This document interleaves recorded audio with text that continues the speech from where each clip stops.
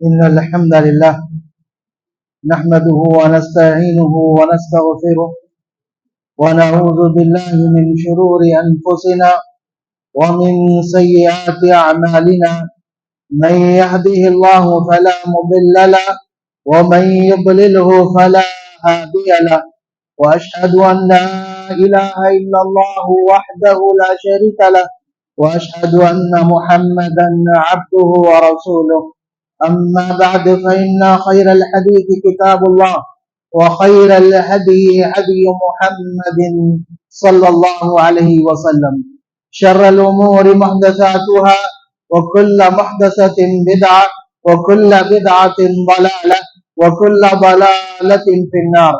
قال الله تبارك وتعالى في كلامه المجيد: أعوذ بالله من الشيطان الرجيم وما الحياة الدنيا إلا متاع الغرور. اللہ مالک الملک کے لیے ہر قسم کی تعریف، بڑائی، بزرگی، برتری لائق و زیبا ہے. سید الانبیاء خاتم النبیین محمد صلی اللہ علیہ وسلم پر بے شمار درود و سلام نازل ہو، جن کی تعلیمات میں ساری انسانیت کے لیے نجات ہے. معزز حاضرین جمعہ، رمضان کے آخری ایام ہیں. آج 25واں روزہ ہے. 4 یا 5 روزے باقی ہیں اور 4 یا 5 دن ہماری زندگی کے لیے بہت ہی اہم ثابت ہو سکتے ہیں اگر ہم ان سے فائدہ اٹھائیں. ایک سوال ہم اپنے ذہنوں سے پوچھیں کہ ہم نے رمضان سے کیا فائدہ اٹھایا؟ 25 دن گزر چکے ہیں، 25واں دن آج. رمضان سے ہم نے کیا فائدہ اٹھایا؟ کیا ہم میں سے ہر ایک نماز کا پابند بن گیا ہے؟ کیا ہم تمام صدقہ و خیرات دینے والے بن گئے ہیں؟ ہم نے جھوٹ کو چھوڑ دیا، برائی اور بے حیائی سے ہم نے دوری اختیار کر لی. کیا واقعی یہ ہوا ہے؟ لیکن حالات بتا رہے ہیں کہ ایسی بڑی تبدیلی تو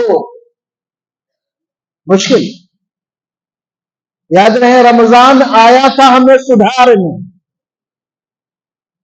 رمضان رخصت ہو رہا ہے لیکن پھر بھی ہم نہیں سدھرے. ہمارے بگاڑ کی ایک واضح مثال ہمارے بازار ہیں، وہ علاقے جہاں پر مسلم کاروبار ہے وہاں پر دیکھیں، بلکہ ہم سے قریب ہی ایسے بہت سارے جگہ ہیں. رمضان کا آخری عشرہ، نبی محترم صلی اللہ علیہ وسلم رمضان میں کثرت سے عبادت کرتے. آپ کثرت سے اللہ کی راہ میں خرچ کرتے، کثرت سے قرآن مجید کی تلاوت کرتے، جبریل کو آپ قرآن سناتے. جب آپ صلی اللہ علیہ وسلم آخری عشرے میں داخل ہوتے، آخری عشرے میں کثرت سے عبادت کے باوجود آخری عشرے کی کیفیت بتائی گئی کہ شد مئزرہ وایقظ اہلہ، کہ نبی صلی اللہ علیہ وسلم آخری عشرے میں اپنی کمر کس لیا کرتے تھے. پہلے سے ہی عبادت میں مصروف ہے لیکن جہاں سے آخری عشرے میں داخل ہوئے آپ کی عبادت بہت زیادہ ہو جاتی تھی، بہت زیادہ.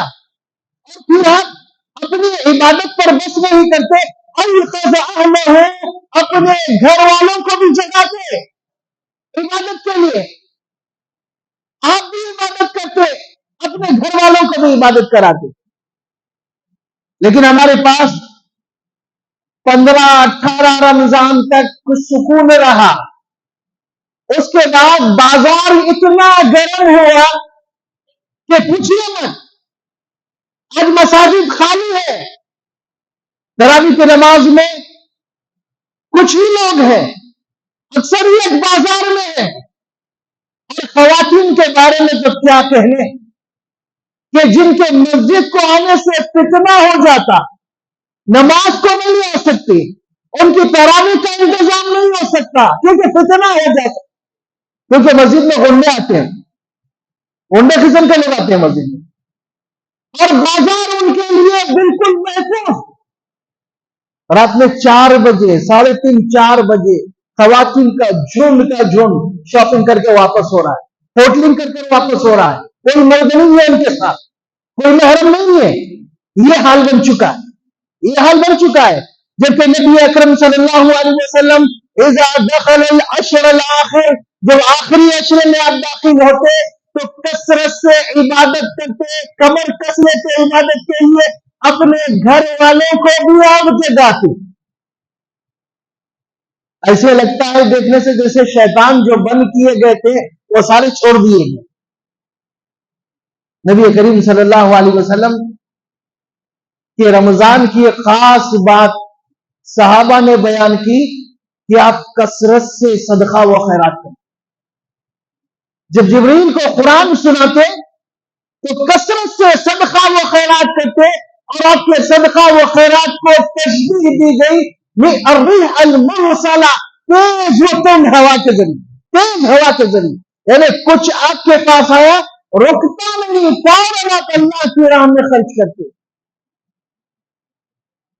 لیکن ہماری شاپنگ، ہمارے کھانے اور ہمارا طرز زندگی ایسا لگتا ہے کہ ہمیں صدقہ و خیرات کرنا ہی بھلا دیا، صدقہ و خیرات کرنا ہی بھلا دیا.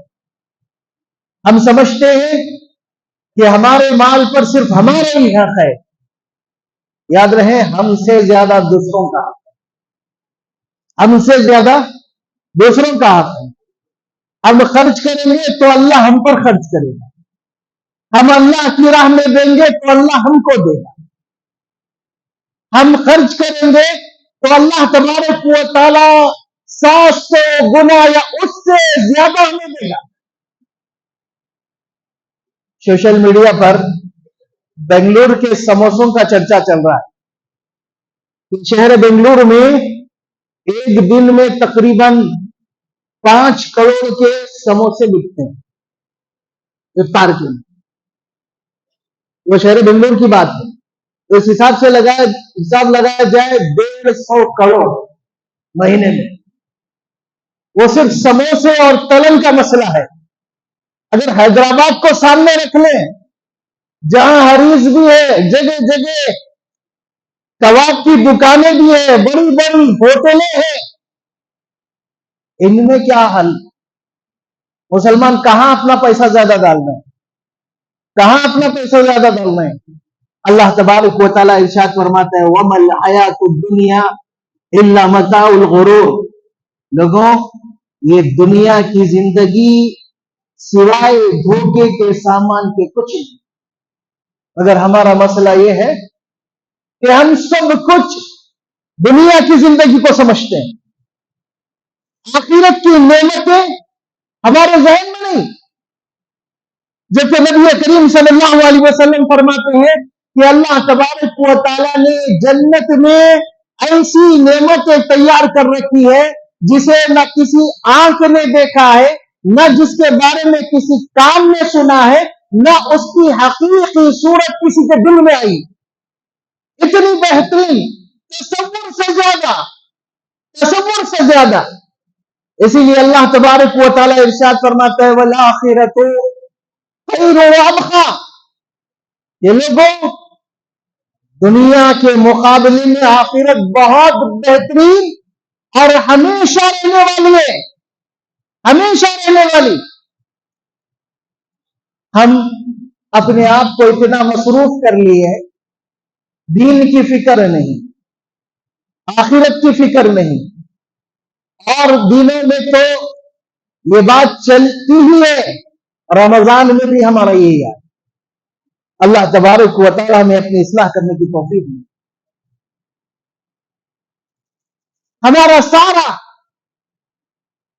ہماری ساری جدوجہد، سارا زور کہ ہم اس دنیا میں پراپرٹی بنائیں، کم سے کم ایک گھر، ایک فلیٹ کے مالک بن جائے، ٹھیک ہے، اچھی چیز ہے، لیکن کبھی آخرت کی سوچا؟ یا جنت میں کبھی کوئی پراپرٹی کے بارے میں فکر کی کہ جنت میں بھی ہماری کوئی نہ کوئی پراپرٹی ہونی چاہیے؟ دنیا کی نعمتوں سے، بہترین تصور سے بالکل پرے اتنی بہترین جنت، کیا اس میں ہمارا گھر نہیں ہونی چاہیے؟ کیا اس میں ہماری پراپرٹی نہیں ہونی چاہیے؟ ہم دنیا میں اتنی کوششیں کرتے ہیں، نبی کریم صلی اللہ علیہ وسلم ارشاد فرماتے ہیں لَمَوْضِعُ صَوْتٍ فِي الْجَنَّةِ خَيْرٌ مِّنَ الدُّنْيَا وَمَا فِيهَا، کہ لوگوں دنیا کے گز دو گز کے بارے میں سوچنا چھوڑ دو، دنیا کے بارے میں سوچنا چھوڑ دو۔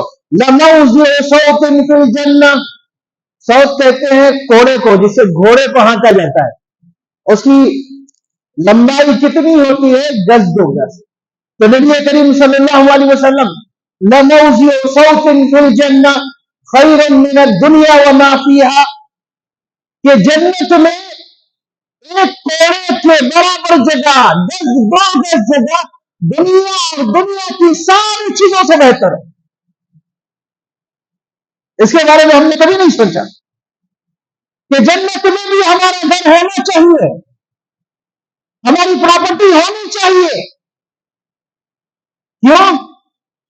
ہم زیادہ تر پیٹ سے سوچتے ہیں، پیٹ سے متعلق ہی سوچتے ہیں، اس لیے آخرت کی جانب ہماری توجہ نہیں ہے۔ اللہ تبارک و تعالیٰ نے قرآن مجید میں ایمان والوں کے لیے مثال بیان فرمائی، ضرب اللہ للذین آمنوا امرأۃ فرعون، اللہ تبارک و تعالیٰ ایمان والوں کے لیے مثال بیان کر رہا ہے۔ کس کی مثال؟ امرأۃ فرعون، فرعون کی بیوی کی، کیا خوبی تھی فرعون کی بیوی؟ پکی ایمان والی تھی، ثابت قدم تھی، ثابت قدم، ہماری طرح نہیں۔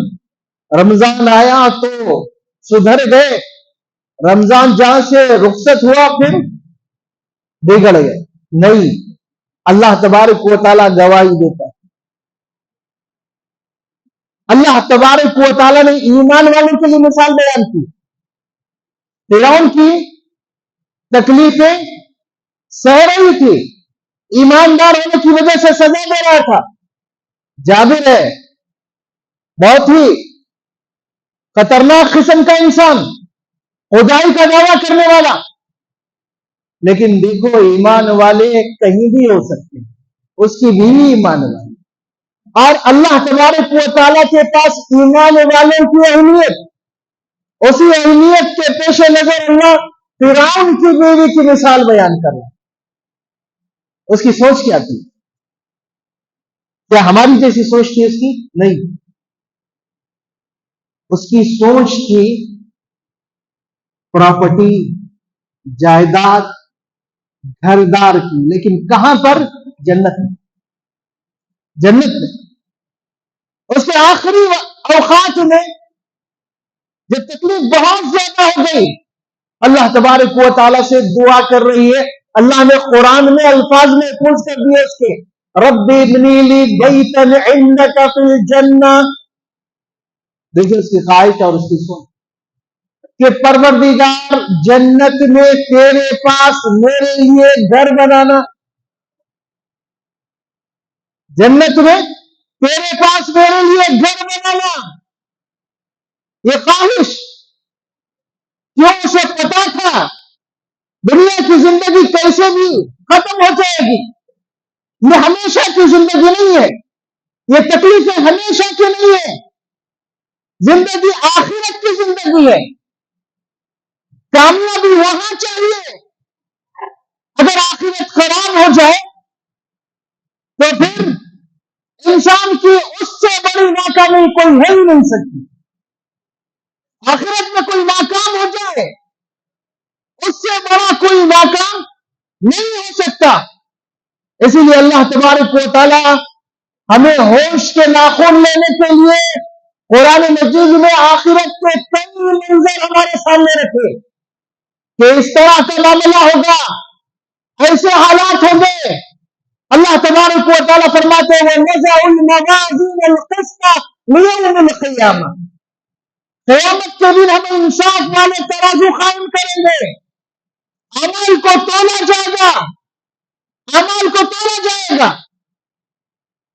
کیا ہم اپنے بارے میں کہہ سکتے ہیں کہ ہم نے اتنی عبادتیں کی، اتنی نیکیاں کی، ہماری نیکیوں کا پلڑا بھاری ہو جائے گا؟ کیا ہم دعویٰ کر سکتے ہیں؟ نہیں، نہیں۔ کیوں؟ کبھی اس کے بارے میں سوچا ہی نہیں، سوچنا چھوڑ دیا۔ ہمیں فکر ہے اس چند روزہ زندگی، چند روزہ زندگی، اور جو نیکیاں کر رہے ہیں اس کی بھی حفاظت کی کوئی فکر نہیں۔ نیکیاں کرنا ہے، نیکیوں کی حفاظت بھی کرنا ہے۔ نیکیوں کی حفاظت کیسے ہوتی؟ آدمی اپنے آپ کو سدھار لے، نیکیاں کرے تو نیکیاں محفوظ رہے گی۔ نیک کام کر رہا ہے لیکن اپنے آپ کو نہیں سدھار رہا ہے، اپنے تزکیہ، اپنی پاکی کی جانب اس کی توجہ نہیں ہے، تو پھر اس کے لیے مصیبت ہے۔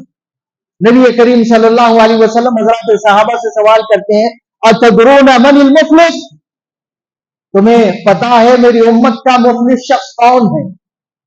صحابہ نے کہا کہ اللہ کے رسول، ہم مفلس اس شخص کو کہتے ہیں جس کے پاس دینار، درہم، ساز و سامان نہیں، کچھ بھی نہیں ہے، وہ مفلس ہے۔ تو نبی کریم صلی اللہ علیہ وسلم نے فرمایا نہیں، یہ مفلس نہیں ہے۔ المفلس من امتی یأتی یوم القیامہ بصلاۃ وصدقۃ وصیام، میری امت کا مفلس وہ شخص ہے جو قیامت کے دن نماز، روزہ، صدقہ، عبادتیں لے کر آئے گا۔ عبادتیں بہت ساری ہیں اس کے پاس، نماز بھی ہے، صدقہ و خیرات بھی ہے، روزہ بھی ہے، اور بہت ساری عبادتیں ہیں، لیکن ان عبادتوں کے ساتھ ساتھ اس نے اپنا تزکیہ نہیں کیا تھا، اپنی صفائی نہیں کی، خود اپنے باطن کی صفائی نہیں کی۔ ظاہر میں بڑا اچھا تھا لیکن اپنی اچھائیوں سے فائدہ نہیں اٹھایا۔ کیا یأتی قد شتم ھذا وخذف ھذا واکل مال ھذا وظلم ھذا، آیا تو نیکیاں لے کر لیکن ساتھ کے ساتھ کسی پر ظلم کیا، کسی کا مال ناحق کھا لیا، کسی کو گالی دیا، کسی پر الزام لگا۔ اور اللہ تبارک و تعالیٰ فرماتے ہیں وَنَزَعُ الْمَوَازِينَ الْقِسْطَ لِيَوْمِ الْقِيَامَةِ، قیامت کے دن ہم انصاف والے ترازو قائم کریں۔ اللہ مالک یوم الدین ہے، انصاف کرنے والا ہے۔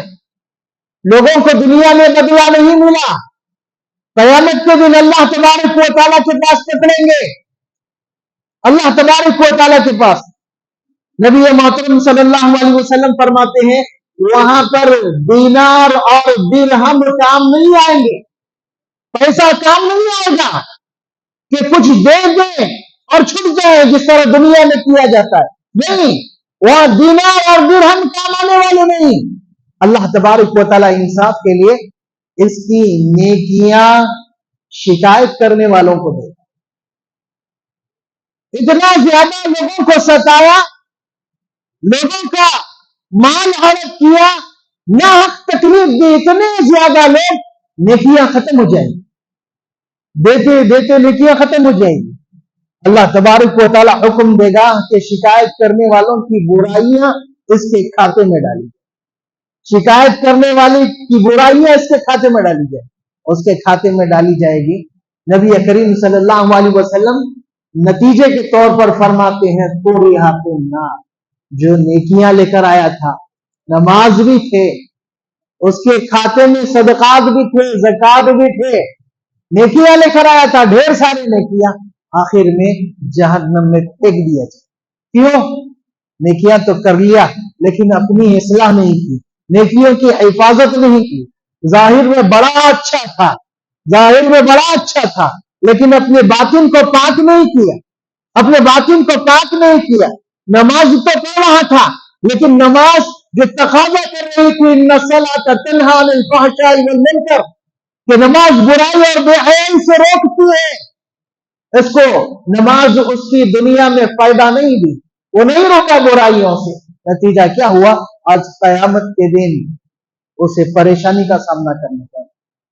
اسی لیے اللہ تبارک و تعالی قیامت کا تذکرہ کیا، اعمال ناموں کا ذکر کیا تو ارشاد فرمایا فَأَمَّا مَنْ أُوتِيَ كِتَابَهُ بِيَمِينِهِ فَيَقُولُ هَاؤُمُ اقْرَءُوا كِتَابِيَهْ، کہ اعمال نامہ دیا جائے جس کسی کو اس کے سیدھے ہاتھ میں اس کا اعمال نامہ دیا جائے گا، سیدھے ہاتھ میں، اس کے بارے میں اللہ تبارک و تعالیٰ فرماتا ہے کہ وہ لوگوں سے خوشی کے مارے کہتے پھرے گا ہاں مقرر کتابیہ، دیکھو اللہ نے میرا یہ نام عمل میرے سیدھے ہاتھ میں دیا، دیکھو اسے پڑھو۔ اس کی خوشی کی انتہا نہیں رہے گی، بے انتہا خوش، لوگوں کو بتا رہا ہے ہاں مقرر کتابیہ، اللہ نے سیدھے ہاتھ میں عمل نامہ دیا ہے، پڑھو۔ اور پھر اللہ تبارک و تعالیٰ فرماتے ہیں وَأَمَّا مَنْ أُوتِيَ كِتَابَهُ بِشِمَالِهِ، اللہ تبارک و تعالیٰ جس کا اعمال نامہ اس کے بائیں ہاتھ میں دے گا، اب سوائے افسوس اور پچھتاوے کے اس کے پاس کچھ نہیں رہے گا۔ افسوس کرتے ہوئے کہے گا یا لیت لم اوت کتابیہ، یا لیتنی لم اوت کتابیہ، کاش مجھے یہ میرا اعمال نامہ دیا ہی نہیں دیا جاتا۔ اور آگے کہے گا وما اغنی عنی مالی، میں پورا زور دنیا میں مال کے پیچھے لگایا لیکن میرا مال میرے کچھ کام نہیں۔ حالانکہ انی سلطانیہ، میری ساری بڑائی ختم ہو گئی، اس کی وجہ سے میں ہلاکت میں پڑ گیا، کچھ مجھے کام نہیں آ رہا، نہ میری بڑائی نہ میرا مال۔ کیا ہم ان دونوں مرحلوں کے تعلق سے کبھی سوچے کہ اللہ ہمیں ہمارا اعمال نامہ کس ہاتھ میں دے گا؟ کیا ہمارے پاس ایسی نیکیاں اور ایسی عبادتیں ہیں کہ سیدھے ہاتھ میں ہمیں اعمال نامہ دیا جائے گا؟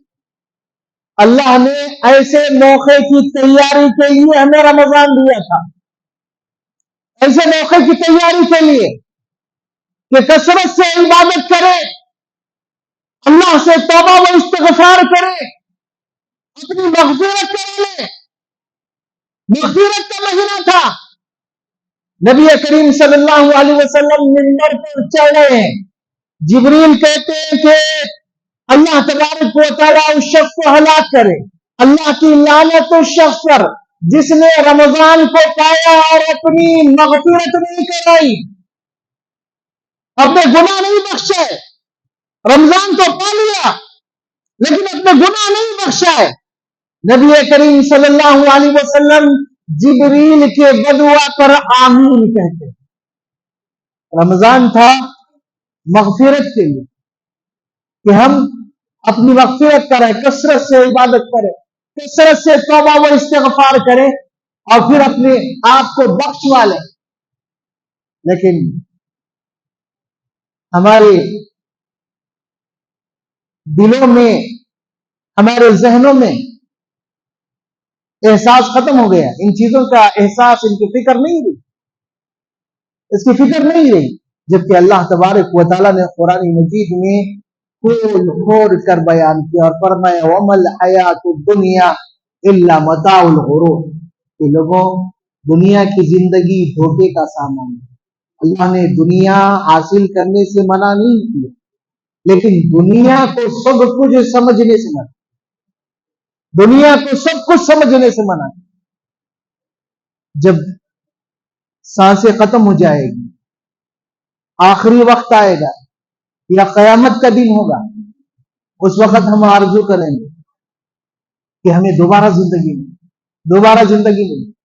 اللہ تبارک و تعالیٰ ارشاد فرماتا ہے وَأَنفِقُوا مِمَّا رَزَقْنَاكُمْ مِنْ قَبْلِ أَنْ يَأْتِيَ أَحَدَكُمُ الْمَوْتُ، موت آنے سے پہلے اللہ کی راہ میں خرچ کریں، موت آنے سے پہلے۔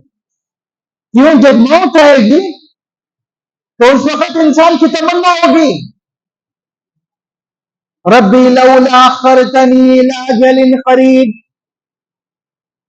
کہ پروردگار تھوڑی سی مہلت دے، پوری زندگی نہیں، 60 سال 70 سال جی کر آیا، پورے 60 70 سال نہیں، تھوڑی سی مہلت، الی اجل قریب، تھوڑی سی مہلت دے۔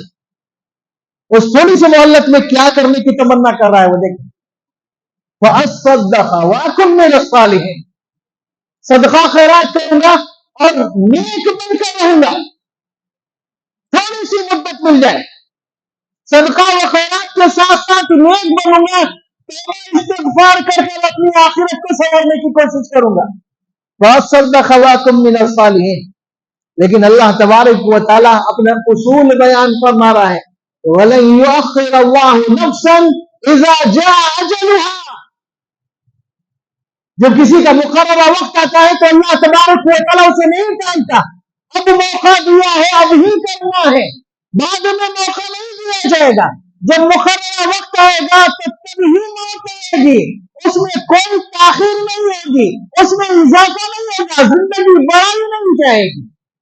نیکی کی تمنا کر رہا ہے زندگی بڑھا دو، ایسے نہیں ہوگا۔ وَلَن يُؤَخِّرَ اللَّهُ نَفْسًا إِذَا جَاءَ أَجَلُهَا، اسی لیے اللہ تبارک و تعالیٰ ارشاد فرماتا ہے وَمَا تَدْرِي نَفْسٌ مَاذَا تَكْسِبُ غَدًا، کسی کو پتا نہیں کل کیا کرے گا، کیا ہوگا، زندہ رہے گا یا نہیں یہ بھی نہیں معلوم، یہ بھی نہیں معلوم، اگر رہا تو صحت مند رہے گا یا نہیں وہ بھی پتا نہیں، وہ بھی پتا نہیں۔ پھر کیا کیا جائے؟ جو زندگی بچی ہے اس سے فائدہ اٹھایا جائے، اس سے فائدہ اٹھایا جائے۔ ابو ہریرہ رضی اللہ تعالیٰ عنہ کی مثال ہم نے اس سے پہلے بھی بیان کی۔ نبی کریم صلی اللہ علیہ وسلم کے صحابہ میں ایک نمایاں حیثیت ابو ہریرہ احادیث کے ذخیرے، احادیث کی کتابوں میں سب سے زیادہ نبی صلی اللہ علیہ وسلم کی حدیث بیان کرنے والے ابو ہریرہ، جن کے بیان کردہ احادیث کی تعداد 5000 سے زائد، ہمیں 5 حدیثیں یاد نہیں۔ ابو ہریرہ رضی اللہ عنہ کے پاس 5000 سے زائد احادیث، 5000 سے زائد احادیث امت کو پہنچائے۔ کتنا متقی اور پرہیزگار انسان ہوگا، اور خود اللہ تبارک و تعالی نے جن کے بارے میں فرمایا رضی اللہ عنہ ورضوا عنہ، اللہ ان سے راضی ہو گیا، وہ اللہ سے راضی ہو گیا۔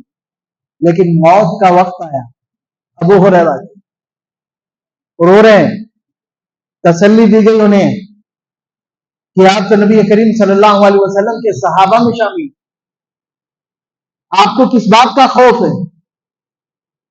تو کہا کہ میں موت کے ڈر سے نہیں رو، مرنا ہے اس بات کی مجھے فکر نہیں، مجھے ڈر ہے کہ میرے سامنے ایک لمبا سفر ہے اور اس کے لیے توشہ میرے پاس بہت تھوڑا ہے، 5000 احادیث کا ذخیرہ، وہ شخصیت کے لیے توشہ میرے پاس بہت تھوڑا ہے، تو ہم جیسے گنہگار کیا حال ہوگا، کیا حال ہوگا؟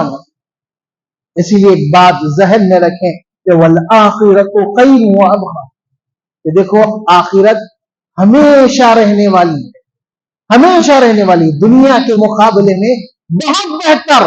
نبی کریم صلی اللہ علیہ وسلم نے آخرت کی بڑی بہترین تصویر کشی کی، اور پھر آخرت اور دنیا کی حقیقت سامنے رکھ دی لوگوں کو. فرمایا کہ دنیا آخرت کے مقابلے میں کیسی، دنیا آخرت کے مقابلے میں کیسی ہے. یہ شخصیات فرعون کی بیوی ہے، ابو ہریرہ ہے، دوسرے بہت سارے واقعات ہیں.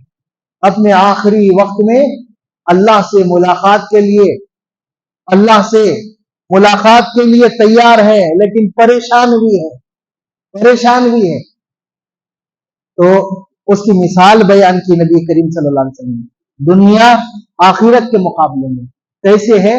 آخرت سمندر ہے، اور کوئی شخص اس میں انگلی داخل کیا، واپس اپنی انگلی نکالا تو اس کے انگلی کے ساتھ کتنا پانی آئے گا؟ تھوڑا سا، چند قطرے، چند قطرے. وہ چند قطرے پانی سمندر میں کچھ کمی کر سکتے ہیں؟ نہیں. انگلی ڈبا کر نکالنے سے سمندر کے پانی میں کمی ہوگی؟ نہیں ہوگی، کمی نہیں ہوگی. تو اللہ کے رسول صلی اللہ علیہ وسلم نے فرمایا آخرت کی مثال ایسے ہی ہے، آخرت کی مثال ایسے ہی ہے. سمندر ہے آخرت، اور دنیا چند خطرے ہے، چند خطرے. لیکن ہم اس کو سمجھنے کے لیے تیار نہیں. اللہ تبارک و تعالی نے رمضان کا تذکرہ کرتے ہوئے فرمایا تھا ایام معدودات، یہ چند گنتی کے چند دن ہیں، 29-30، اس سے بڑھ کر نہیں. اس سے فائدہ اٹھاؤ.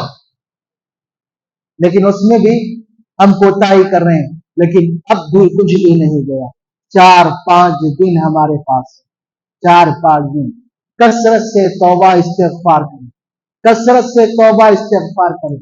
4-5 دن یہ بہت زیادہ ہو سکتے ہیں ہماری زندگی کے لیے. ہماری نجات ہو سکتی ہے ان سے اگر صحیح فائدہ اٹھائے. نہیں تو پھر جس طرح بقیہ دن گئے ہیں یہ بھی ویسے ہی چلے جائیں گے. اللہ نے موقع دیا ہے، اس کا پورا پورا فائدہ اٹھانا چاہیے. اللہ تبارک و تعالی ہمیں رمضان کے باقی دنوں سے فائدہ اٹھانے کی توفیق عطا فرمائے. ہماری عبادتوں، ہمارے نیک اعمال کو شرط قبولیت سے نوازے. خالص کتاب و سنت پر عمل کرنے کی توفیق عطا فرمائے. ہر قسم کے بگاڑ سے اللہ رب العالمین ہماری حفاظت فرمائے. اقول قولی ھذا استغفر اللہ لی ولکم ولسائر المسلمین.